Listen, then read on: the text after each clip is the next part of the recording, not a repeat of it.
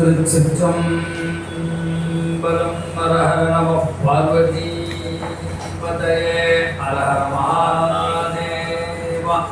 தென்னாடுடைய சிவனே போற்றி, எந்நாட்டவர்க்கும் இறைவா போற்றி.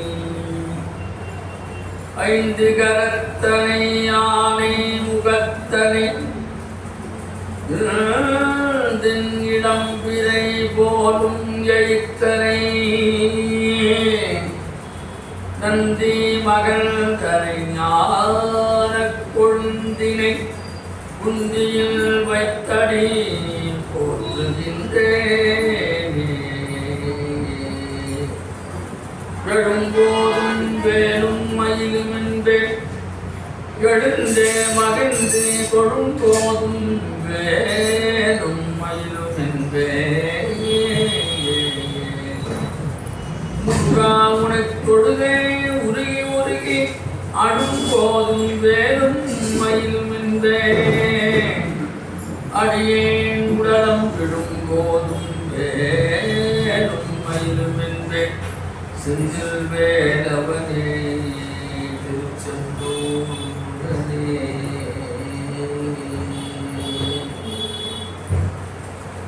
ஒரு தரம் சரவண பவா என்று சொல்பவர், ஒரு தரம் சரவண பவா என்று சொல்பவர் உடத்தில் நினைத்தது எல்லாம் உடனே கைகூடும் என வேதுங்கள் வேதுங்கள் வேதுங்கள் மொழியுதே. உண்மை அறிவான பொருளே சரவண பவா, உண்மை அறிவான பொருளே பரிவாகவே நான் அனந்தல் தரும் சரவண பவா சரவண பவா சரவண பவா என்று சொல்லியோ பாங்குமியின் யாங்கேயா அடியனேன் எண்ணியது பலியாதிருப்பது ஏனோ.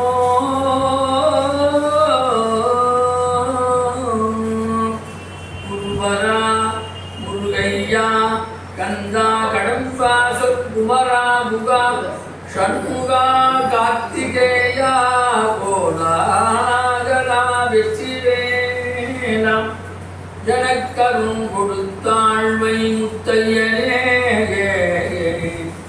எனக்கு அருள் கொடுத்தாழ்வை இருக்கு வேறோர் முத்தையனே.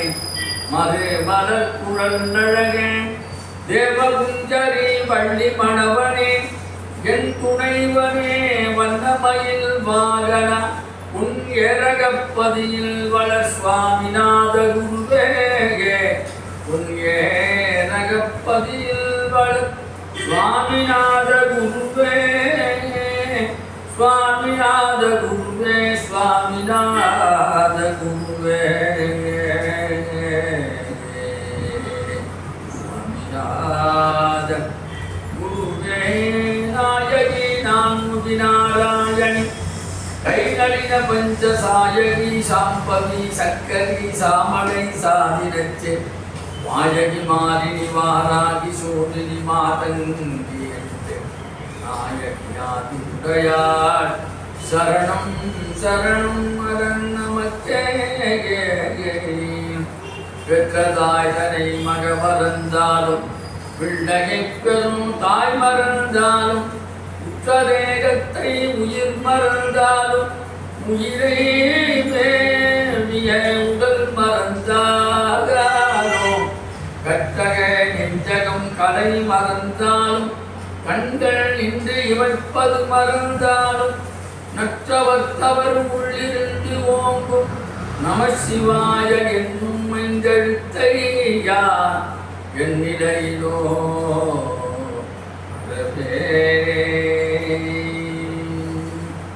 தந்தது புன் தன்னை கொண்டது என் தன்னை சங்கரா ஆகலோ சதுர தந்தது புன் தன்னை கொண்டது தன்னை சங்கரா ஆகலோ குன்றில்லா ஆனந்தம் பெற்றே சங்கரா சங்கரானந்தம் ஒன்றில்லா ஆனந்தம் பெற்றேன் காது நீத்தன்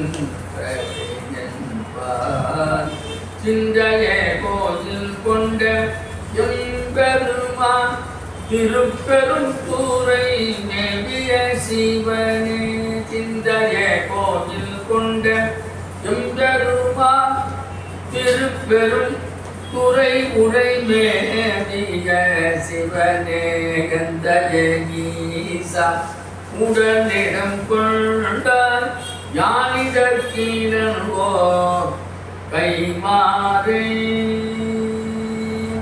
அசாத்திய சாதக சுவாமின் அசாத்தியம் தவ கிம்பத ராமதூத கிருபா சித்தோ மத்காதய பிரபோ வெற்றிவேல் முருகன் கரோகர அருட்பெருஞ்சோதி அருட்பெருஞ்சோதி கனிப்பெரும் கருணை அருட்பெருஞ்சோதி வடிவுடை நாயகிதன் திருவடிகளே சரணம் ஸ்ரீ வள்ளலார் திருவடிகளே சரணம் திருவொற்றியூர் ஸ்ரீ தியாகராஜ சுவாமி திருவடிகளே சரணம் கந்தகோட்ட முருகப்பெருமான் திருவடிகளே சரணம் சரணம் ஸ்ரீ மாணிக்க வாசக சுவாமிகள் திருவடிகளே சரணம் லோகாம்பிகா சமேத திருப்பெருந்துறை ஆத்மநாத சுவாமி நமஹ.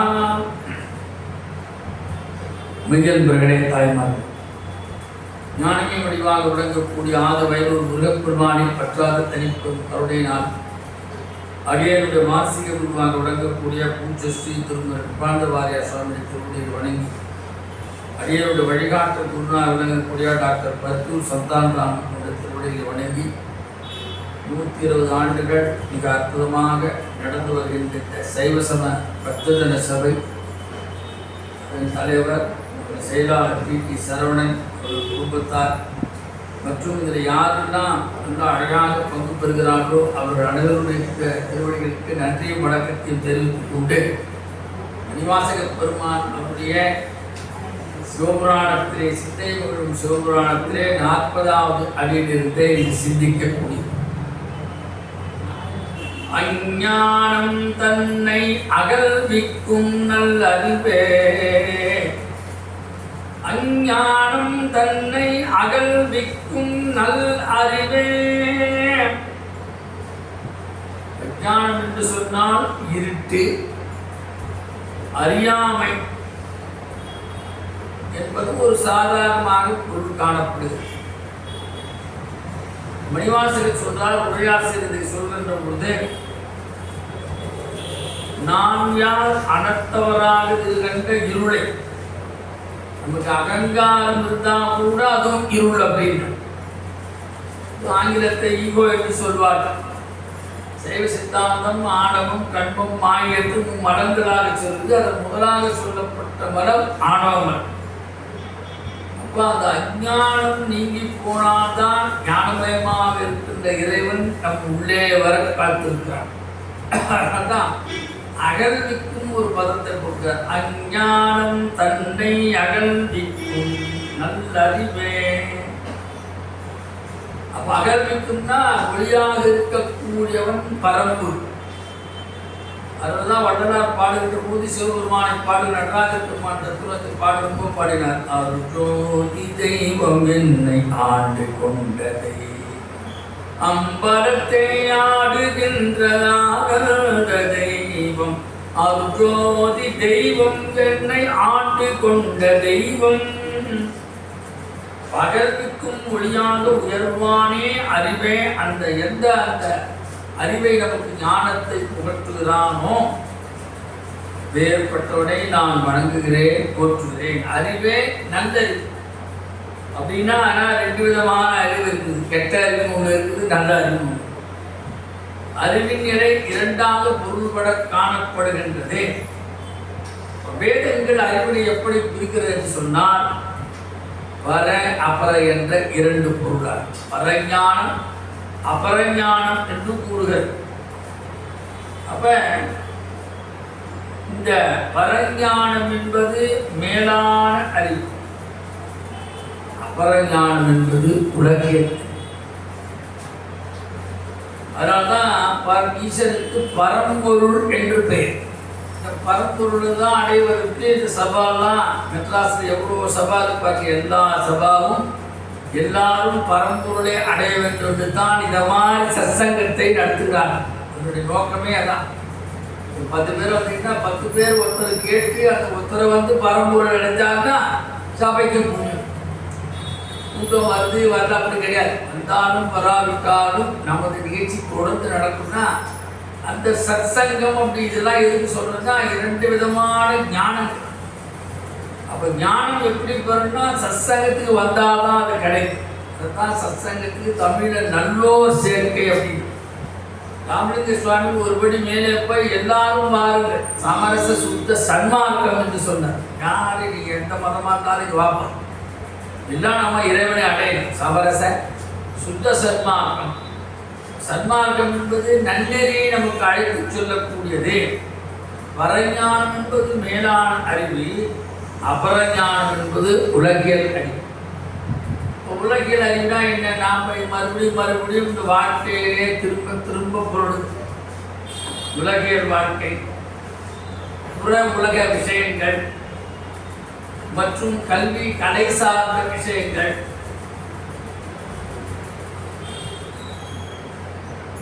இப்படி இது சொல்கிறது. ஆனால் பரஞானம் என்பது மெய்ஞானமாக இருக்கக்கூடும். மெய்ஞானத்தை தேடிதான் மாணிக்கவாசகருக்கு இறைவன் அருள் புரியும். எங்கே குதிரை வாங்க சென்றவரை கூப்பிட்டு அவரை உட்கார சொல்லி தன்னுடைய திருவடி அவர் தலைமையில வைத்து அவருக்கு சிவஞான போதத்தை அருளினால் நமக்கு திருவாசகம் 8ஆம் திருமுறை கிடைக்கும். 8ஆம் திருமுறை ஒரு பழுதில்லாத திருமுறை. ஏன்னா மற்ற திருமுறைலாம் நிறைய கரையால் அரைச்சி போச்சு. ராஜராஜ சோழன் படத்தெல்லாம் பார்த்துட்டீங்க. ஆனால் சைவ திருமுறை 8ஆம் திருமுறை மட்டும் எதுவுமே அழியாது காப்பாற்றப்பட்டது. காரணம் என்னன்னா மணிவாசகர் சொன்னேன் அருள் மாதவங்கிற சொல்ல அம்பலவாட தன் கைப்பட எழுதிய நூல் இந்த 8ஆம் திருமுறை. அதனால தான் 8ஆம் திருமுறைக்கு ஒரு பெரிய சிறப்பு என்னன்னா கோயிலில் காலையில் திருப்பள்ளி 8ஆம் திருமுறை தான். இந்தம்மா திருப்பள்ளி அடிச்சுட்டு போவாங்க. திருப்பள்ளி அடிச்சுட்டு போகும்போது அங்கேயும் 8ஆம் திருமுறை தான். சுவாமிக்கு அதான் பாடுறாங்க. காலையில் திறக்கும்போது திருவாசகம் தான், ராத்திரி நடை சாத்தும் போது திருவாசகம் தான். சுவாமி கைப்பட எழுதினாலும் ஒரு ஆத்தட்டிக்கு ஆயிடுச்சு. மற்ற திருமுறைன்னா இப்போ பூஜா காலத்தில் பாடுவாங்க, நிகழ்ச்சியில் பாடுவாங்க, பஞ்சபுராணம் பாடுவாங்க, கும்பாபிஷேகத்தில். ஆனால் திருவாசகம் போனால் கோயில் நடை திறக்கும் பொழுதும் கோயிலுடைய சாத்தப்படும் போது காலையில் திருப்பள்ளி அடிச்சாகும்.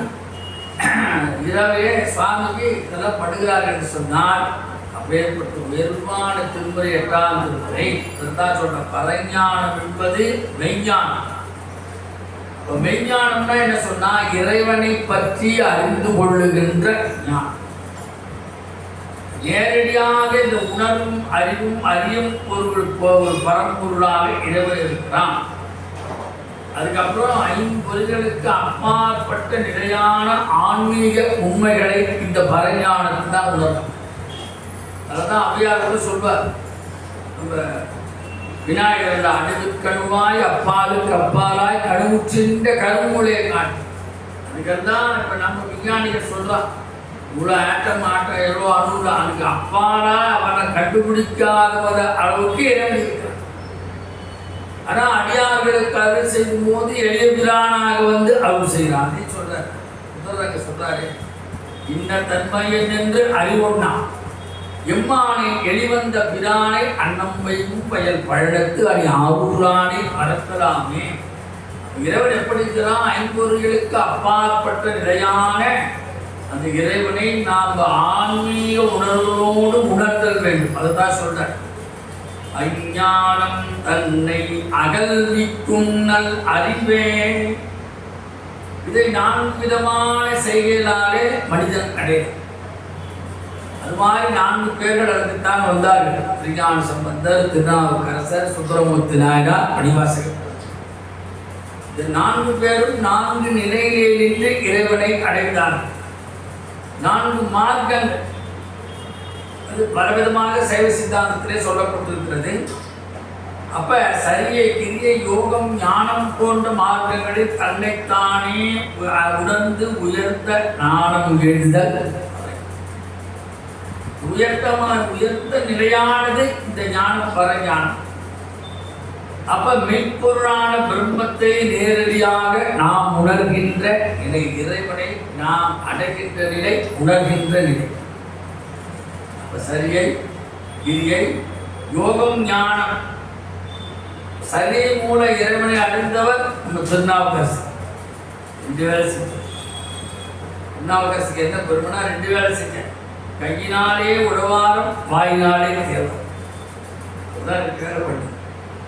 அதை தான் திருவெண்மையில் காசு கொடுக்கும்போது சுவாமி அவர் முதல்ல கொடுத்துட்டார். காசு தெரிவை பண்ணுறீங்களே, அதுக்கு ஒரு பெரிய கதையே இருக்கு. அவர் மடத்தில் போனால் உடனே காசு கொடுத்தா செட்டியார் எல்லாம் பொருள் கொடுத்துருவார். ஞான சம்பந்த மடத்தில் பார்த்தா அவர் தீர்த்தி பார்ப்பாரா செட்டியார், இப்போ கொஞ்சம் மாற்று குறையுது, அதனால் லேட்டாக முடியும். இப்போதான் வாசி எப்படின்னா அவர் சுவாமியை சொல்கிறார், நீ பாடம் மட்டும்தான் செய்ய, அவர் 2 வேலை செஞ்சான். வாயினால தேவாரம் பாட்டா, கையினால, அதனால உடனே அவருக்கு அனுகிரகம் பண்ணு. சரியினாலே தன்னை வருத்தி கொண்டு அந்த ஞானத்தை அடைந்தவர் நம்ம திருநாவுக்கரசர். கிரியை என்று சொன்னால் வேள்விகள் செய்தல், பூஜை புரஸ்கார், அது வந்து ஞான சம்பந்தம். இந்த கிரியையினாலே சென்றடைந்தவர். அப்புறம் யோகத்தின் மூலமாக இறைவனடைந்த நம்ம சுந்தரமூர்த்தினார். கதையை பார்த்தா ஒரு இன்ட்ரெஸ்டிங்காக இருக்கும். சுவாமி அங்கே ஒரு கல்யாணத்தை நிறுத்தினார். எங்கே திருவண்ணூரில் கொடுத்து தடுத்தார் கொண்டு, அப்புறம் நம்ம திருவாரூர் ஒரு கல்யாணத்தை பண்ணுறார், திருவத்தூர் ஒரு கல்யாணத்தை பண்ணுறார். 2 கல்யாணம். ஒரு திருமணத்தை நிறுத்தி வைத்து 2 திருமணத்தை நடத்தி வைத்தார். ஆனால் அவர் ஏதாவது சுகமாக அனுபவிச்சாருன்னா ஒன்றும் கிடையாது. எல்லாரும் என்ன சொல்லுவோம், சுவாமி சொல்லிட்டா 2 கொண்டாடிக்கார் அப்படின்னு. ஆனால் அவர் அப்படி சொல்லலை. எங்கள் கைலாசத்துக்கு போகும்போது அதை சொல்கிறார். எல்லாரும் எனக்கு சொல்கிறாங்க, அப்படி இல்லை, நான் யோகத்தினாலே இறைவனை அடைந்தேன் அப்படின்றார். மந்திரம் கொண்டதியே மனை வாழ்க்கை பகிர்ந்ததியே, மந்திரம் கொண்டதியே மனை வாழ்க்கை மகிழ்ந்ததியே, சுந்தர வேடங்களா செய்யும் கொண்ட நிபன் அந்தர மாற்றி சும்பில் அழகானை அருள் புரிந்த சுந்தரமோ நெஞ்சமே நோடித்தான் வரை புத்தவனே. சரியினாலே திருநாவுக்கரசர், கிரியினாலே ஞான சம்பந்தர், யோகத்தினாலே சுந்தரர், ஞானத்தினாலே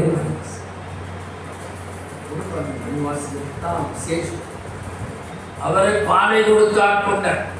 குழந்தை இல்லை, இவருக்கு சூளை நோய் கொடுத்து தடுத்து ஆட்கொண்டார். சுந்தருக்கு ஓலை கொடுத்து ஆட்கொண்டார். இவருக்கு தாளை கொடுத்து, தாளைனா திருவடி கொடுத்து ஆட்கொண்டது மணிவாசகருக்கு மட்டுமே. அதனால்தான் திருவாசகமோட உயர்வு என்று சொன்ன காரணம், அது மாதிரி அழுது சொல்லி இறைவனை நாம் அடையலாம் என்று காண்பிக்க வந்தது திருவாசகம். திருவாசகம் எங்கெல்லாம் ஓதப்படுகிறதோ அங்கு வினைகள் நீங்கப்படுகின்றன. அதே சிவபிராணத்தில் சொன்னார், முந்தை வினை முழுதும் ஓய உரைப்பன் யான் சிந்தை மகிழும் சிவபுராணம் தன்னை. அதான் சித்தமகி சிவபுராணம் நம்மளுக்கு கைட்டு சிந்தை மகிழும். இதே நம்ம படிக்க அர்த்தம் தெரியாமல் போகும், அர்த்தம் தானாக விளக்கும். படிக்க நமக்கு வினைகள்லாம் இருந்து சஞ்சிதம், பிராரப்தம், ஆகாமம், ஆணவம், கண்மம், மாயை, காம, குரோத, லோப, மோகம், மதம், ஆச்சரியமான எல்லா வினைகளும் திருவாசகத்தை நாம் ஊதுவதாலே நமக்கு கிடைக்கிறது. அப்ப ஞான மார்க்கத்தினாலே இறைவனை அடையலாம் என்று காண்பித்தவர் முனிவாசன். அதனால்தான் அம்பாளை சொல்கிற பொழுது இந்த விஷயத்தை சொல்ற. அம்பாளுக்கு 2 ஸ்தனபாரங்கள் இருக்குது.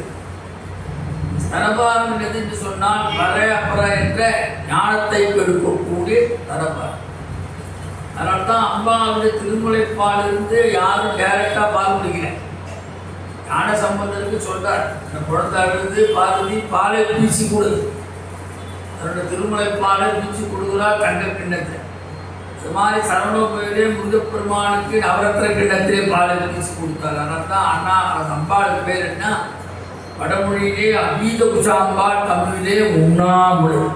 திருவண்ணாமலை இருக்கிறானே அவருக்கு அண்ணாமலை கிடையாது, உண்ணாமுலை. அதனால தான் இன்னொரு தேங்க்ஸ் சொல்றார். உண்ணாமுலை உமையாளும் உடனாகிய ஒருவன் பெண்ணாகிய பெருமான் மறை திருமாபணித்திகழ மண்ணாந்தனை அறிவித்திரல் மழலை உடவு கதிரும் அண்ணாமலை தொழுவார் வினை வழுவார் வண்ணம் அருமே. அண்ணாமலை தொழுவார் வினை. ஏது சொல்றா அந்த பர அபர ஞானத்தை 20 விதமான ஞானங்கள்.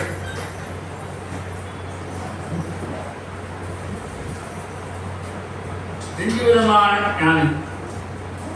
அப்ப அபரஞானத்திலிருந்து விடுபட்டு பரஞானத்தை அடைய அம்பாளின் கருணை அவசியம். அதனால்தான் அங்க ஞான சம்பந்தம் பாடுற உடனே அந்த ஞானம் பெற்றார். அப்ப பரஞானம் பெறுவதற்கான நமக்கு உண்டான மனிதருக்கு என்ன தகுதி வேண்டும் சொல்றார் மணிவாசகர். சுத்தமான மனம், திடமான அறிவு. தைலமும் அறிவுலாம் இருக்கக்கூடாது. திடமான ஒரே கான்செப்டா, ஒரே கொள்கை, ஒரே குறியோடு இருக்க வேண்டும். அதுக்கு அப்பால இதுக்கு இந்த சுத்தமான மனம், திடமான அறிவு, அதை அடைய தேவையானது வைராக்கியம். எந்த பொருளின் மீதும் பற்று இல்லாது. 4வது சொல்றார். யார் யார் அடைச்சாருன்னா சின்ன வயசுலேயே வைஷ்ணவத்தை சொல்றாங்க. பிரகலாதாழ்வார் அப்படி அடைத்தார். நாராயணனை அடைய வேண்டியே தன்னுடைய பக்தினாலே இறைவனை அடைத்தார். அது மாதிரி துருவன் நட்சத்திரமாக இருக்குன்னா அவனும் அப்படியே அந்த பக்தியிலே திளைத்தான். அது மாதிரி மார்க்கண்டேய மகரிஷி 16 வயது தான் அவன் இறைவனை அடைய வேண்டும் அந்த ஞானத்தை வைராக்கியத்தை வைத்துக் கொண்டு கடைசி நாளே இறைவனாலே சிரஞ்சீவித்துவம் அடைந்தார் மார்க்கண்டேயர் சொன்னார். இந்த ஞானம் அப்பேற்பட்ட உயர்வான ஞானம். வள்ளுவர் தான் சொல்றார். பற்றுக பற்றத்தான் அப்பற்றி, பற்றுக பற்றத்தான் அப்பற்றினை. அப்ப இறைவனை மற்ற பற்றுக்களை விட்டு எல்லா பற்றுகளையும் விட்டுடு. இறைவனாக பற்றை மட்டும் பிடித்துக் கொள்ள அவர் சொல்றாங்க. மற்ற பாதமே மனம் பாவித்தேன் பெற்றோப்பி தந்தேன் இனி பிறவாத தன்மை வந்து கற்றவரும் சீக்கரையூர் பாண்டே போடு மூடி நற்றவா உனை நான் மறக்கினோ சொல்லுனா. நம்மப்பா எல்லாம் மறந்து போனவங்க நாக்கு மட்டும் ஒன்று சொல்லணும்னா இறைவன் மீதையே அந்த பற்றை நாவினாலே வைத்திருக்கிறார். அப்போ மாணிக்க வாசகருக்கு அந்த திருவடி பட்டவுடனே அவருக்கு வைராக்கியம் வந்து இறைவனை பற்றியே சிந்திக்கக்கூட அவரே சொல்றார். இணையான் திருவடியை தலைமே வைத்தரும் துணையான சுற்றங்கள் அத்தனையும் துறந்தொழிந்தே அணையார் புனல் தில்லை அம்பலத்தை ஆடுகின்ற உணையாடு சீர்வாடி பூவல்லி கொய்யாகும். திருவடி வச்ச உடனே சுத்தத்தார் எல்லாத்தையும் மறந்து இறைவனை சிவனை மட்டுமே இணைந்தார். அதனால்தான் அவரால் திருவாசகம் பாட முடிந்தது. இப்ப சொல்றார் சுவாமி சிற்பம், மாணிக்க வாசக வைராக்கியமாகிய மனிதனாக உள்ளத்தை உருக்கும் திருவாசகத்தை தந்தார். யாராலும் எட்ட முடியாத சிவபெருமானை எட்டி பிடித்து நமக்கு 8ஆம் திருமுறையாக வந்த நூல் இந்த திருவாசகம். அது அடக்கத்துடன் சொல்றார். அஞ்ஞானம் தன்னை அகல்விக்கும் நல்லறிவே. அகல்விக்கும் அப்படின்னா என்ன பொருள்னா, ஒரு பிறவியிலும் இறுதியிலும் அகன்று போய் மீண்டும் மறுபிறவில் வந்து சேரும். எதுனா இந்த அஞ்ஞானமாகிய அறியம். அதுதான் ஆதிசங்கர சொல்ற புனரபி மரணம் புனரபி ஜனனம் புனரபி ஜனனி ஜடலே சயனம் இக சம்சாரே பவிதுத்தாரே கிருபயா பாரே பாதிமுராரே பஜ கோவிந்தம் பஜ கோவிந்தம் பஜ கோவிந்தம். கோவிந்தனை நாடு. என்ன சொல்றார் மணிவாசகர்? சிவனை நாடு. அஞ்ஞானம் தன்னை அகல்விக்கும் நல்லறிவே. ஒவ்வொரு பிறவின் இறுதியிலும் அகன்று போய் மீண்டும் மறுபிறவியில் வந்து சேரும் இயல்புடையது இந்த அறியாமையாகிய அஞ்ஞானம். சரி, இதை எப்படா எடுக்கிறது? நமக்கு நிறைய வேலையெல்லாம் செஞ்சுருக்காங்க. ஸ்ட்ராங்காக ஒரு ஆணி வச்சுருக்காங்க. நம்ம சிங்கார வேலைச்சேர்த்தார் காலத்தில் அடிச்சதுன்னு வச்சுக்கோங்களேன். இந்த பேருக்கு யாராவது சொல்கிறேன், அங்கே வேலைச்சேர்த்தார் ஆள் ஏதோ ஆணியெல்லாம் அடிச்சிருக்காங்க. இது ஆணியை எப்படி கேட்டு அறியாமை அப்படி ஸ்ட்ராங்காக அடிச்சு வச்சுட்டாங்க. அஞ்ஞானம் இந்த மாதிரி இருக்கு, நம்மகிட்ட அடிக்கப்பட்டிருக்கு. அது என்ன பண்ணோம்? சுற்றி கொண்டு இப்படி தட்டணும், அப்படி தட்டணும், அப்படி தட்டணும், கொஞ்சம் லூஸாக்கி அப்புறம் அதை எடுக்கணும், கொடுக்கணும். அது மாதிரி நமக்கு இந்த அஞ்ஞானமாகிய ஆணி போக வேண்டுமான சிற்பாடத்தை குறிப்பிட்டு சொல்றார். அப்படி அஞ்ஞானமாக ஆணியை திருவாசகம் என்ற பாடலால் மணிவாசகர் கழற்றி நமக்கு அருள் புரிந்தார். அதால் அஞ்ஞானம் தன்னை அகல்விக்கும் நல்லறிவு. அகல்விக்குன்னா அதுக்கப்புறம் அவ்வளோதான், அது முடிஞ்சு போச்சு, எடுத்தாச்சு. அப்புறம் நாம் இந்த பிராரதத்தில் மாட்டிக்க மாட்டோம், சஞ்சிதத்தில் மாட்டிக்க மாட்டோம், ஆகாரத்தில் மாட்டிக்க மாட்டோம், ஆணவத்தில் மாட்டிக்க மாட்டோம், கண்வத்தில் மாட்டிக்க மாட்டோம், மாயையில் மாட்டிக்க மாட்டோம். அப்போ இதுக்கு எங்கே பிரமாணம் கொடுக்குறாருன்னா, நான் எப்படி இதை உணர்ந்தேன் திருச்சிரகத்தில் சொல்கிறார். நான்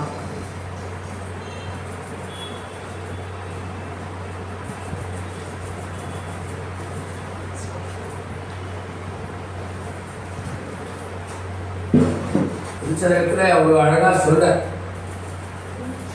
நீதான் அரும்பி ஒருவா முக்கியில் பாடும்போது கண்ணால் அழுகுவது. நான் எதுவும் பேசு இல்லையா முக்கியம். நீதான் அரும்பி விழுந்திழித்து உன் பிறையார் கடற்கு. நீதான் அரும்பி விதித்து உன் விரையார் கழக்கியன் கைதான் தலை வைத்து கண்ணீர் ததும்பி பதும்பி உள்ளம் பொய்தான் தவிர்த்து என்னை போற்றி சயசய போற்றி கைதான் நகிழவிடே உடையாய் என்னை கண்டு கொண்டே. உடையாய் சொல்வது இந்த ஆட்கொண்ட பெருமானே உடையார் அப்படியே அழுது சொல்றார். கைதான் நெகிழவிடே உடையார் என்னை கண்டு கொள்ளே சொல்றார். பெருமானே, திருப்பரத்துறை சிவபெருமானே, அடியவராகிய நான் சொல்றார். நான் அறியாமை அகற்ற தயாராக இருக்கிறேன் என்று உணர்ந்து மேலான பரம்பொருளை, அந்த அபரஞானத்தை சொன்ன வார்த்தை தான் அஞ்ஞானம் தன்னை அகல்விக்கும். அதைத்தான் பரஞானத்தின் மூலமாக பதில் சொல்லி நல்லறிவு என்று சொல்கிறார். அப்ப இந்த உடல் தூய்மையை பற்றி சொல்றாரு. ரெண்டு விதமான உடல் தூய்மை, உடல் தூய்மை. நம்ம தூங்கி ஆச்சுன்னா காலை ஏற்ற உடனே குளித்துப்போம். அப்போ அது புற தூய்மை. அவர் தூங்கி இருந்தால் என்ன அர்த்தம்னா நம்ம இறந்து போய் முடிச்ச மாதிரி. உறங்குவதும் சாக்காடு உறங்கு விழிப்பது போல திருவள்ளுவர் சொல்கிறார். அப்போ உடல் தூய்மை அதற்கு நாம் அன்றாடம் குளிக்கிறோம். அதை எப்படி குளிக்கணும்னு சொல்றாரு. நல்ல தண்ணீராலே நீராட. எதுக்கு இதை சொல்றாருன்னா, தண்ணி சரியாகாம அழுக்கு தண்ணி குடித்தால் மேலும் இந்த சரீரம் அழுக்காகும், மறுபடியும் அழுக்காகிட்டே இருக்கும். அதனால நல்ல தண்ணீரிலே நீராடு. அப்போ உடல் தூய்மை ஆகிடுது. சோப்பு போட்டுக்கிறோ எது பண்ணுறது தெரியாது. நல்ல தண்ணீரிலே நீராடு உடல். அப்போ உள்ளம் எதனால தூய்மையாடுது? இறை நாமாவை சொன்னால் தான் உள்ளே தூய்மை. தான் சொல்றார். தூய்மையில்லாத நீரில் நீராடினால் உடல் மேலும் அழுக்காகும். அதுபோல அறிவினால் அறியாமை போக்க முடியுமாயும் அந்த இறையறிவே நல்லறிவு, அதுவே அபரஞானமாகிய அதை தேடணும் அப்படின்னு சொல்றார். அதனால்தான் அதை எனக்கு இறைவன் தந்தருள வேண்டும் என்று அவருக்கோசம் அதை பாடலை நமக்காசம் பண்ண. அஞ்ஞானம் தன்னை அகழ்விக்கும் நல்லறிவில் சொல்லி அகழ்விக்கும் நல் அறிவை ஏகாரம். இந்த இலக்கணம் சொல்லி ஏகாரத்துனாக்க அழுத்தம் நிறுத்தமாக சொல்லும். வா இங்கே வா, கொண்டு வா, கொண்டு போ அப்படின்னா கமாண்டிங் மாதிரி சொல்றது. அதை சொல்றார்.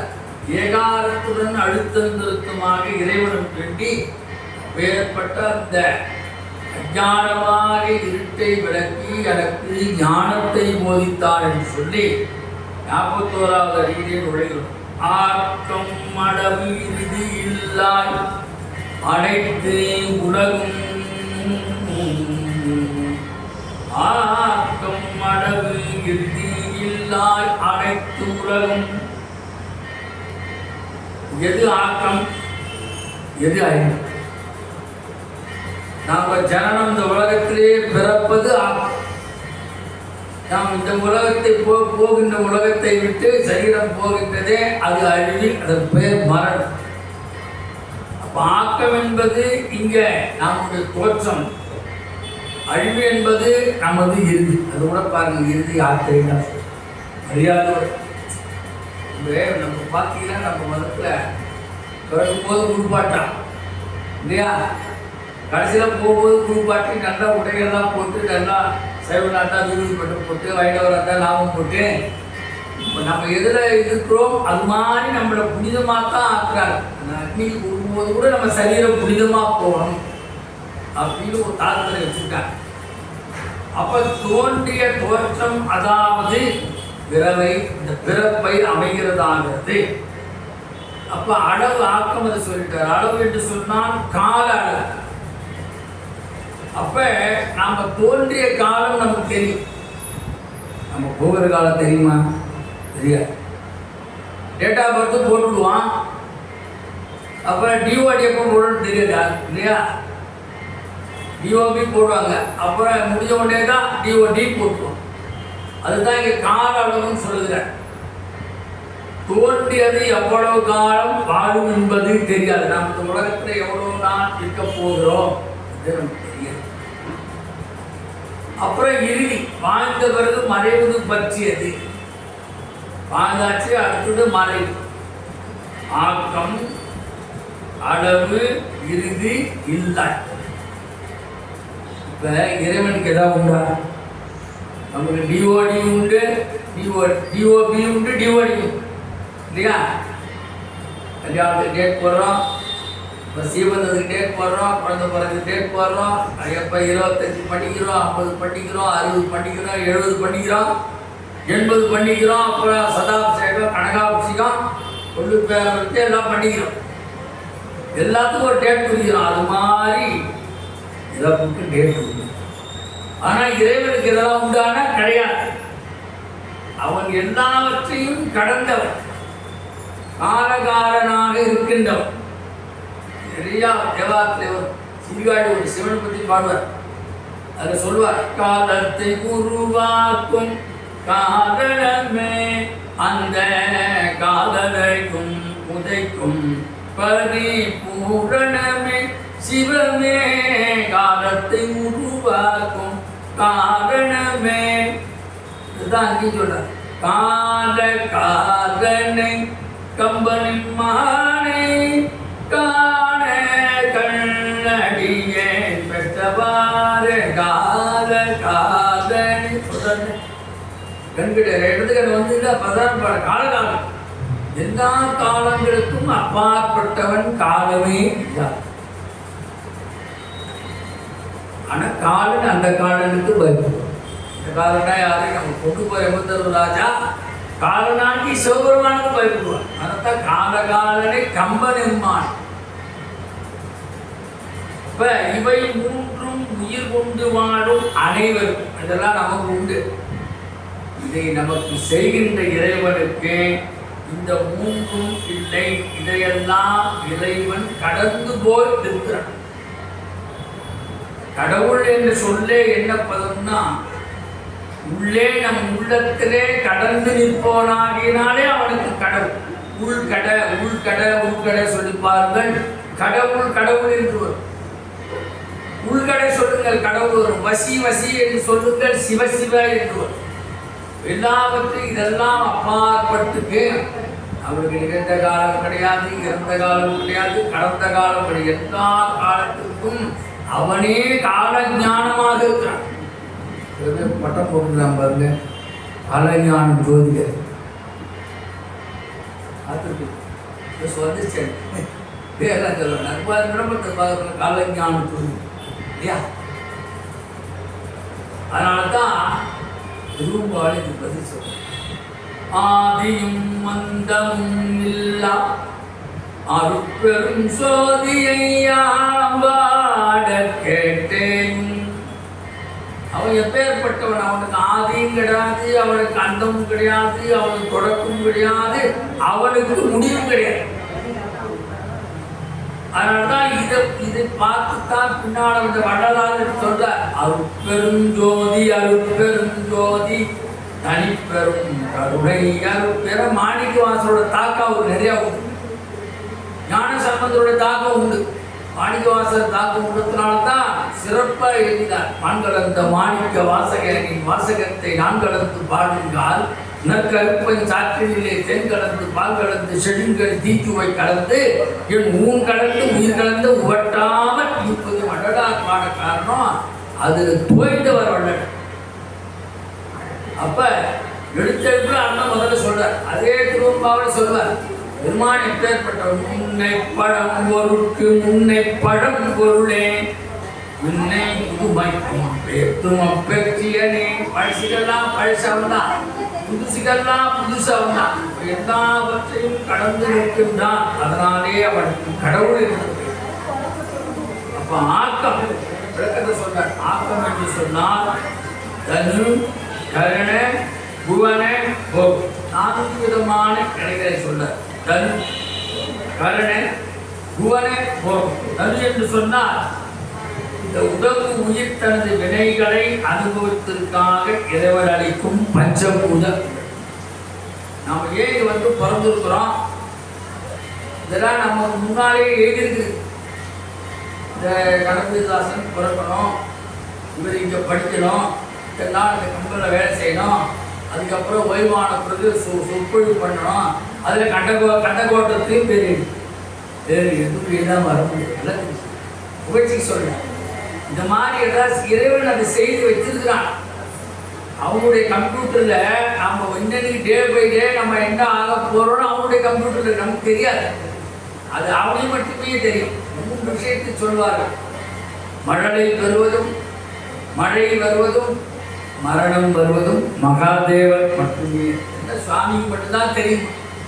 இது மாதிரி அவரோட கம்ப்யூட்டர்ல யார் யார் வரணும்னு கூட எழுதியிருப்பார். அந்த பேர் தான் வருவாங்க. அது யார் யார் வரணும் எல்லாமே அது பதிவு செய்யப்பட்டது.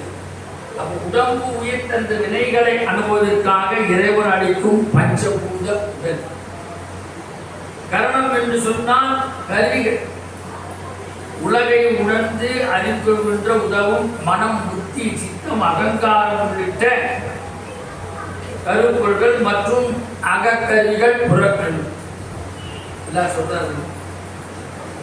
புவனம், புவனம் என்று சொன்னால் இந்த உலகம்.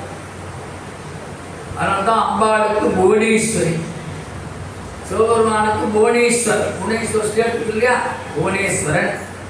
அம்பாளுக்கு புவனேஸ்வரி. திருமூலர் திருமங்கத்திலே புவனை கற்கை என்று புவனேஸ்வரி வழிபாடு செய்கிறார். லலிதா சகஸ்ரநாமம் பாராயணம் பண்ணிட்டு நீங்க என்ன சொல்றீங்க? மாதா ஸ்ரீ புவனேஸ்வரி நம சொல்லிதான் முடிக்கிறீங்க. எல்லாவற்றுக்கும் ஆற்றலாக இருக்கக்கூடிய புவனத்துக்கு அதிபதியாக இருக்க, அதான் புழுத்தவளே புவனம் பூம்புவனம் 14 காத்தவளே பின்கரந்தம் அப்படின்னு சொல்றாரு. அது மாதிரி புவனம் என்று சொன்னால் இந்த உலகம், உயிர்கள் தங்கி வாழவும் நமது வினைகளை அனுபவிக்கும் இறைவன் படைத்துள்ள பிரபஞ்சம் மூலம் இந்த உலகம். யார் யார் எங்க பிறக்கணும், எந்த ஸ்டேட்ல பிறக்கணும், எந்த ஊர்ல பிறக்கணும், எந்த மொழியில பிறக்கணும், அவர் எந்த இதில் இறைவனாமாவை சொல்ல வேண்டும், எல்லாவற்றையும் இறைவன் தன்னுடைய பிரபஞ்ச சக்தியால் படைத்திருக்கிறான். அப்புறம் போகம். போகம் என்று சொன்னால் நுகர்ச்சி. இந்த சரீரம் எதற்கெல்லாம் ஆசைப்படி நுகர்கின்றதோ அதற்கெல்லாம் போகம் என்று பெயர். அதில் நல்போகம் இருக்குது, கெட்ட போகம் இருக்குது. இறைவனை போகின்றதெல்லாம் நல்போகம். இந்த ஸ்தலம் போகிறது, தீர்த்த யாத்திரை, அதெல்லாம் நல்ல செய்திகள். சினிமா பார்க்குறது, வேற எங்கே போய் செலவு பண்ணி காசு செலவு பண்ணுறது, அதெல்லாம் கெட்ட போகும். இதெல்லாம் வாழ்க்கைக்கு ஒரு தேவையில்லாத இது. அப்புறம் ஆக்கம். ஆக்கம், அட, இறுதி எல்லாம் அனைத்து உலகம். ஆக்கம் என்று சொன்னால் ஒரு தாயும் தந்தையின் மூலமாக நாம் உலகத்திலே இறைவன் நம்மளை பிறக்க செய்வது. ரெண்டு விதமான அர்த்தம் சொல்றார். சூரியன் எவ்வளவு பலகாலமாக இருந்து கொண்டே இருக்கிறது. நம்ம எவ்வளோ நாம பிறந்தே சூரிய பகவான் எத்தனை காலம் யுகமாக உள்ள பொருள் சூரிய பகவான். ஆனாலும் இவர் சொல்றார், அது தினமும் வந்து வந்து போகின்றதான், அதுவும் தேய்கின்றது. அடிக்கடி அதுவும் தேங்கி போடுறோம். ஆனா மறுபடியும் அது தோன்றுகிறது, வருது, தேஞ்சா கூட. என்ன சொல்றார், மனுஷனுக்கு ஆயுஷ் காலம் 120 ஆண்டு ஜோதிட சாஸ்திரம் சொல்லுது. ஜாதகம் புத்தகம் எழுதி கொடுத்துருப்பாங்க, பார்ப்பாங்க, எல்லா திசையும் எழுதி கொடுத்துருப்பாங்க. இந்த திசையெல்லாம் கூட்டி பார்த்தா 120 வருஷம் வரும். அப்ப 100 ஆண்டுகளுக்குரிய மனிதன் இளமை, முதுமை, நரை, திரை இருப்பது போது மனிதனின் தேயின் அதுவே அதிகாரம். 48 வயசுக்கு மேலே கண்ணாடி போட்டுடுறோம் இல்லையா, ஆட்டோமேட்டிக்காக ஆயிடும். அதுக்கப்புறம் கொஞ்சம் 50 வயசுக்கெல்லாம் நிறை வந்துடும். யாருக்கு நிறை வர்றதுனா எவன் கவலை இல்லாமல் இருக்கிறானோ, இறைவனை மட்டும் நினைப்பவர்களுக்கே கவலை இல்லாத மனிதர்களுக்கு தான் நிறைய வராது. அந்த நிறைய இருக்குது. இறக்கத்தில் விசிராந்த ராஜாக்கெல்லாம் இருக்காது. அப்புறம் மூப்பு 60 வயசு வந்தாலே எல்லாம் டெய்லி வாக்கிங் போகணும். 10வது நாயை முடிச்சுன்னு போகணும் இல்லையா. உடற்பயிற்சி, ஏன்னா உடம்பை பேணினா தான் உடம்புல. ஏன் இந்த உடம்பை பேண சொன்னார் திருமூலர்னா, இந்த உடம்புக்குள்ளே உத்தமன் கோயில் கொண்டார். உடம்பை உண்ணம் இழுக்கண்டு உடம்பிலே உருப்பொருள் கண்டேன். உடம்பினுள்ளே உத்தமன் கோயில் கொண்டான், அதனால் உடம்பை பேணுது சொல்றார். சொல்றார், உடம்பார் அழியின் உயிரார் அழிந்த இடம்பட செய்ஞானம் சேரவும் மாட்டாது உடம்பை வளர்க்கும் உபாயம் அறிந்தே உடம்பை வளர்த்தே உயிர். ஏன் இந்த சரீரத்தோட கொடுக்குறான்னா, சரீரத்துக்குள்ளது இறைவனாலே கொடுக்கப்பட்டது. அதனால இந்த சரீரத்தை அதனால்தான் சுத்தமாக வச்சுக்கணும். மனசையும் சுத்தம், ரெண்டும் சுத்தமாக இருந்தால் உடனே ஞானம் வந்து மாணிக்கவாசகர் இப்போ சொல்ற. நரைத்திரை இருப்பது மனிதன் தேய்ந்து போகிறான், அதுவே மனிதனுக்கு ஒரு. இப்போ சொல்றார் இறுதி, எதையெல்லாம் தேய்கிறதோ அது எல்லாம் சூரிய தெரிந்த அந்த அழிவு. ஏன் அப்படின்னா பரமாத்மாவுடைய கண்ட்ரோலில் இருக்குது. கண்ட்ரோல் வச்சிருக்கார். தன்னுடைய வடக்கண்ணிலே சூரியனையும் பிறக்கண்ணிலே சந்திரனையும் வைத்திருக்கிறார். அதனால தான் சிவபெருமானுடைய அர்ச்சனையில் வரும் சூரிய சந்திர லோச்சனாய நமஹ. சூரியனையும் சந்திரனையும் இரு கண்களாக பெற்றவன். லோச்சன் என்று சொன்னால் கண்கள். சூரியனையும் சந்திரனையும் கண்களாக பெற்றவன். அதனால தான் சில பேர் ரவிச்சந்திரன் பேர் வச்சுப்பாங்க. ரவிச்சந்திரன்னா பரமேஸ்வரனுடைய கண்களை குறிக்கின்ற சொல். ரவி என்று சொன்னால் சூரியன், அப்புறம் சந்திரன் தான் ஒரு தெரியும். அப்போ சொல்றார், எதுவெல்லாம் தேய்கிறதோ அது எல்லாம் அழிவும், இறைவன் தேய்வதும் இல்லை, இறைவன் அழிவதும் இல்லை. அப்ப இங்கே சைவ சித்தாந்தம் முதல் செய்கிறார். பதி, பசு, பாசம் என்ற மூன்றுமே அழிவுறுவது இல்லை, அழிவது இல்லை. பதியாக இறைவனிடத்தே அனைத்தும் ஒடுங்கி மீண்டும் வெளிப்படும். அப்புறம்தான் சிவபெருமான் என்ன சொல்கிறார், உமாபதி, பசுபதி. நாமெல்லாம் பசுக்கள், ஆன்மாக்கள். இந்த ஆன்மாவுக்கு யார் தலைவன் அப்படின்னா பதியாகி இறைவன். அதனால தான் அங்கே காட்பாண்டு சுவாமி பேர் என்ன, பசுபதீஸ்வரர் சொல்றாங்க. காட்பாண்டு கரூர்ல ஆணிலை பசுபதீஸ்வரர், பசுபதிபுரம் எல்லாம். பசுபதினா பசு என்றால் ஆன்மா. இந்த ஆன்மாக்களுக்குள்ளே எவன் இந்த ஆத்மாவை அழைத்து எடுத்துக்கொண்டு நமக்கு முக்தி அளிக்கிறார்னா பரமேஸ்வரன். அதனால தான் திருப்பரந்தூரில் அவரோட ஞானத்தை மட்டும் கொடுக்கல. இந்த திருப்பரந்தூரில் இறைவனுக்கு பேர் என்று சொன்னால் ஆத்மநாத சுவாமி. நல்லா தெரிஞ்சுக்கோங்க, ஆவுடையார் தான் இருக்கும். இப்போ 2 நடந்ததுலாம் மாணி மகள் நடந்தது எல்லாம் பாருங்க மணிவாசகர் தான். சுவாமிங்க ஒன்றும் கிடையாது, எல்லாம் மாணிக்கவாசம். தேருக்கு எல்லாமே மாணிக்கவாசம். அம்பாளுக்கு பேர் 2 திருவடி தான், யோகாம்பிகா சமேத ஆத்மநாதன். அப்போ உலகத்தில் அத்தனை உயிர்களுக்கும் ஆத்மாவுக்கும் எவன் தலைவனாக இருக்கிறானோ அவனுக்கு திருப்பெருந்துறைக்கு ஆத்மநாதன் என்று பெயர். நிறைய பேர் வச்சுப்பாங்க ஏரியாவில் ஆத்மநாத சுவாமி. அப்போ பதியாக இறைவனிடத்தை அனைத்தும் ஒடுங்கி மீண்டும் வெளிப்படும். ஆனால் இறைவனுக்கு தோற்றமும் இல்லை, மறைவும் இல்லை. இங்கக இத்தனை பிறப்பில் என்று சொல்கிறார். அவன் பிறப்பிறப்ப மூக்குச்சோ நமக்கு எல்லாம் உண்டு, அவனுக்கு அதெல்லாம் கடந்தவன். அதனால தான் இந்த மந்திரத்தை சொல்வாங்க, திரையம்பகம் யஜாமகிம் சுகந்திம் புஷ்டிவர்தனம் குருவார்கமிவ பந்தனா யுக்தோ முக்ஷேயமாம் துதாதிக்கு மிருத்யுஞ்சய மந்திரம்.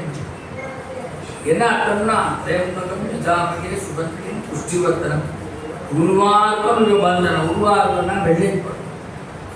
வெள்ளையர் படம் நல்லா பழக்கம் இருக்குது. சென்னையில் வர வெள்ளையர் படம் கிடையாது, இன்னும் உண்டாக இருக்குது. அங்கே போனீங்கன்னா அந்த பக்கம் கடவுள் சிதம்பரம் அந்த பக்கம் பார்த்தா நல்லா மத்தளை மாதிரி மிருகம் மாதிரி பெருசாக இருக்கும். அது நன்றாக பழுத்த உடனே அந்த பழம் தனியாக போயிடும், காம்பு தெரியும் கட்ட. மனுஷ வாழ்க்கை குருமார்க்கம் இவ பந்தனா மிருத்தோ முக்கியமா விதாது. யார் நமக்கு கொடுக்குறான்? எவரோ மரணபயத்தை போக்கு சிவபெருமான். மிருத்யுஞ்சயா, மிருத்யுனா மரணம், ஜெய என்றால் போக்குவோம். எல்லாம் சுவாமி எடுத்துதான் எல்லாம் இருக்கிறது. அதனால்தான் மரண பயம் நீக்கின்ற பெருமான் காலசம்ஹாரமூர்த்தி பாலாம்பிகாசனேத திருக்கடையுள்ள அமிர்த மிருத்யுஞ்சய சுவாமி. உலகத்தில் எல்லா நாட்டுக்காரரும் அங்கே தான் 60, 70, 80, 90, 100 பண்ணிக்கிறான். அப்பேற்பட்ட க்ஷேத்திரம். மரண பயத்தை போக்கி மார்க்கண்டேயருக்கு சிரஞ்சீவை கொடுத்த ஸ்தலம். எது இங்கே சொல்றான்? பதி பசு பாசம் என்ற 3ம் அழிவதில்லை. பதியாக இறைவனிடத்து அனைத்தும் ஒடுங்கி மீண்டும் வெளிப்படும். இறைவனுக்கு இதெல்லாம் எதுவுமே கிடையாது. இங்கே எப்போதும் நிரந்தரமானவர். சில பேர் சொல்றாங்கல்ல, அவர் தான் நிரந்தர முதல்வர், யுத்தம் செய்து வர தெரியாது இல்லையா, என்ன சொல்லிக்கிறாங்கல்ல. ஆனால் இறைவன் நிரந்தரம். இறைவன் மட்டும்தான் உலகத்தில் நிரந்தரமான. அப்போ ஆக்கம் அளவு இறுதி இல்லாய். அப்போ இந்த உலகம் எப்போ தோன்றியதோ அப்போ இருந்தே இந்த ஈசன் இருக்கிறான். அவன் தான் படைத்தும் காத்தும் கறந்தும் அப்படி சொல்றார். அவர் திருவாசகம் சொல்லுவார், படைத்தும் காத்தும் கறந்தும் அப்படி 5 விதமான தொழில்களை சொன்னார். படைத்தல், காத்தல், அழித்தல், மறைத்தல், அருள் என்ற பஞ்சகிருத்தியம் சர்வசாதாரணமாக செய்கிறார். நடராஜனுடைய வடிவம் அதுதான். நெருப்பு வச்சுக்கார் பாருங்க. பஞ்சபூதஸ்தலத்திலே ஆகாசஸ்தலம் எல்லாவற்றையும் தன்னுள்ளே அடக்கி வைத்துக் கொண்டு இறைவன் தான் இந்த ஆட்டத்தை நடத்துகிறான். அதனால்தான் சொல்றார், பல யுகங்களின் அளவும் முடிவில் பிரபஞ்சத்தை ஒடுக்கிக் கொள்ளும் மகாசங்கார காலமும் உச்சு அழிவு. மகாசங்கார மகாப்பிரளயம் இது அழிகின்ற காலத்தில் எல்லாம் அழிதான். யார் இருப்பா? சுவாமி அம்பாள். சுவாமி தான் சொல்கிறோம், அம்பாளை கூட சொல்லு. சுவாமி அழித்திருக்காரா? அதனால தான் என்ன பண்ணாரா, அந்த திருவாசகம் எழுதி வாங்கிட்டார். தனியாக இருக்கும்போது நான் படிப்பதற்கு ஒரு நூல் வேண்டும், அதனால நான் மணிவாசகத்தை சொல்லி திருவாசகத்தை வாங்கினேன். சுவாமியே சொல்கிறார், நிறையா படிக்கணும்னு சொன்னார். சுவாமியே திருவாசகம் படிக்கிறார். நம்ம தினந்தனம் படிக்கணும். அவர் ஊழி காலத்தில் படித்தார். நாம் தினந்தனம் படித்தா நம்ம வீட்டில் எந்த ஊழியும் வர இல்லையா. ஊழினா கெட்டது, எந்த தேசத்துக்கே நல்லது, தேசத்தின் பாதுகாப்பு. இதெல்லாம் இறையாண்மையில் சொல்லப்பட்ட ஒரு விஷயம். அதனால்தான் திருவாசகத்தை தொட்டவனும் கெட்டதில். அதனால் அதை தேர் என்று சொன்னான். கொள்ளை இருப்புறம் சூடும் தலைவிக்கு அண்டல் கருத்து ஆனந்தமாக்கிறே நெல்லை மறுவான் இழைக்க நெல்லை மறுவான் இழைக்கும் வாதமூரெங்கோர் திருவாசகம் என் தேர் பாருங்க. தேர்லாம் இப்போ டாக்டர் சொல்லுவ சாப்பிடுவோம், தாராளமாக சாப்பிடுவோம். இயற்கையான எதெல்லாம் இயற்கையாக ருச்சி இருக்கிறதோ அதெல்லாம் இறைவனாலே படைக்கப்பட்டது. எவ்வளோ இறைவன். மாம்பழம் பாருங்க, இடிப்பு மாம்பழம் ருசியாக இருக்குது, மல்கோவா ருசியாக இருக்குது, பாதிரி இதெல்லாம் நாமளா படித்தா? விஞ்ஞானி இப்போ அதுக்கப்புறம் ஐம்பீடு கண்டுபிடிக்கிறான். முதல்ல அதை கண்டுபிடித்தான் இறைவன். அதுதான் படைத்தல். அதை காக்கிறான், தேவையில்லாத அழைக்கிறான், தேவையில்லாத மறைக்கிறான். திரோதானம் என்று பெயரோடு மறைத்தல். அப்புறம் அவங்களுக்கு எல்லாத்தையும் செய்து 5 விதமான பொருட்களை சர்வசாதாரணமாக சுவாமி செய்கிறான், அம்பாள் செய்கிறார். கந்தாசக்தி பஞ்சகிட்ட பராய பராய பஞ்சகிட்ட பராயணா 5 விதமான கோயில்களை அட்டகாசமாக செய்கின்றவர் அம்பாள். சர்வசாதாரணமாக செஞ்சுட்டு போயிடுவார். அப்போ அதன் பின் மறுபடியும் படைப்புகள் எல்லாம் அழிஞ்சுறதான். இப்போ கோவிலில் பாருங்க, என்ன ஒரு 12 வருஷம் கழிச்சு இதுக்கு புனருத்திரதாரம் பண்ணாங்க. சுவாமி சக்திக்கு வந்து போயிடும், மறுபடியும் இருந்தாங்களா சாம்பலாச்சு, மறுபடியும் மந்திரம் சொல்லி கும்பாபிஷேகம் பண்ண உடனே எப்படி அருள் ஏற்படுதுன்றோ அது மாதிரி இங்கே சொல்ற மறுபடியும் படைப்புகள் புனருத்திரதாரணம் உருவாகவும் இப்படி மாறி மாறி நிகழ்கின்றன. இறைவன் திருவுள்ளத்தில் தோன்றி மறைவதால் அளவுக்கு அப்பாற்பட்டவை கடந்து கற்பனைக்கு அப்பாற்பட்ட பொருளாக கற்பனை கடந்து சொல்லுங்க. திருமுறை கற்பனை கடந்து சொல்லுதுன்னா இதுக்கெல்லாம் அப்பாற்பட்டவனாக. விஞ்ஞானிகள் என்ன சொல்றார்கள்? 450 கோடி ஆண்டுகளுக்கு இந்த பூமிக்கு வயதாகுது என்று அறிவியல் ஆராய்ச்சி சொல்லுகிறது. உலகத்துக்கு எவ்வளோ வருஷம் ஆகுதுன்னா 450 கோடி வருஷம் ஆகுது. ஆனால் இது அறிவியல்களால் செய்த முடிவு. ஆனால் இதற்கும் அப்பாற்பட்டவன் உன்னை பழம் பொருட்கும் உன்னை பழம் பொருளே பின்னை புதுமைக்கும் பேர்த்தும் அப்பெற்றியனே. அப்ப எல்லாத்துக்கும் பழமைக்கும் பழமையானவன், புதுமைக்கும் புதுமையான என்று சொல்லி 42வது அடியை சொல்லி ஒரு 5 நிமிஷம் எழுதி அனைத்து உலகும் ஆக்குவாய் காப்பாய் அழிப்பாய் அருள் தருவாய்.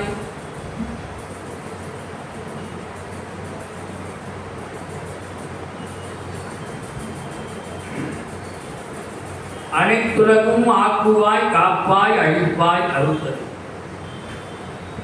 இறைவனே எல்லா உலகங்களையும் ஆக்கி காத்து அழித்து அருள் சொல்லும். சாதாரண ஒன்லை ஆன்சர்.